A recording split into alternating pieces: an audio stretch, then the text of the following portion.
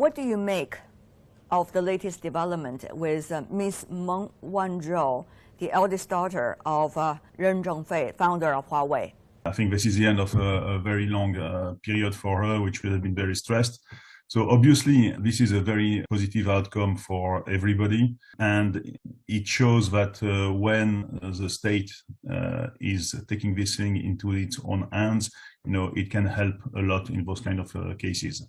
I see this as a very huge win for China because it's really the first time that a country stand up to the long-arm jurisdiction of the United States in such a way. She did not plead guilty, but she did use a DPA. What does that mean? It means that she didn't plead guilty of the counts that she was pursued for. So she admitted to a statement of facts, but she did not plead guilty. So this kind of agreement, deferred prosecution agreement, usually it's reserved for corporation, not for individual.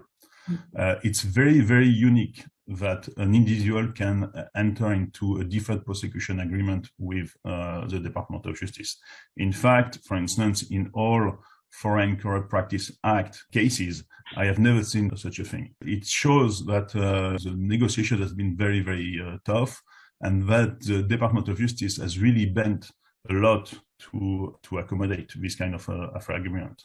So basically it means that she has not pled guilty, so she's not recognized as guilty, and it means that if she abides to the term of the deferred prosecution agreement, the United States are going to cancel the indictment against her in 1 year from now, in December of 2022.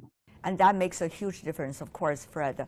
But I know that you were struggling so much throughout the process, from the day when they tried to catch you with unfounded circumstances to the day that you left the prison.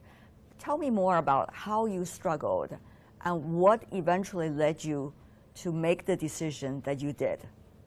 I didn't have the chance to have my company support like she had, and I didn't have the chance to have my country support like she had. Okay, so after a few months of incarceration, I realized that I was really alone, and that if I wanted to avoid spending the last 15 years in prison in the United States, I had to do the choices that I made. So this is a huge difference. What I have seen in the Huawei case is that the whole company was behind her from beginning to the end, and also diplomatically, China probably did a lot of things to come to this kind of agreement. What you have to remember is that my case occurred in 2013 and 2014. At that time, the world was not so aware of the long-arm jurisdiction of the United States. It was there had been a few cases before the Alstom case, but those cases were unnoticed by most of the people.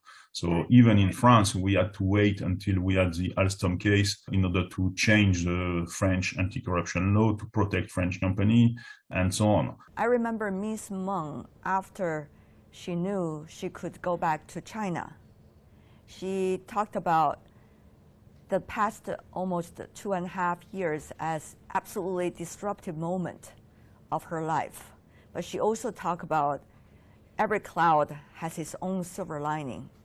If I understand what you just said, it seems that you are reaching similar conclusions.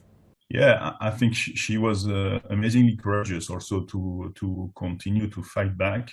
And yesterday's result is really amazing. So I think she did the right thing, not to give up.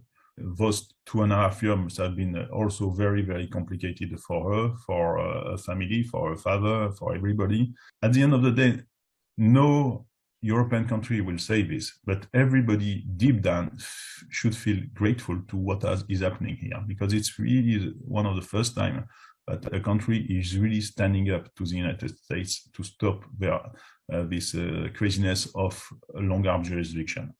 So, in fact, this will benefit a lot of other countries, providing they have the courage to do the same thing, stand up and fight back. So let's see what happens. But this is probably hopefully going to be a turning point. Now it doesn't mean that everything will be easier now, because I think the United States will not stop at using their law as an economic weapon, but at least, now we see that, they could get some response to this.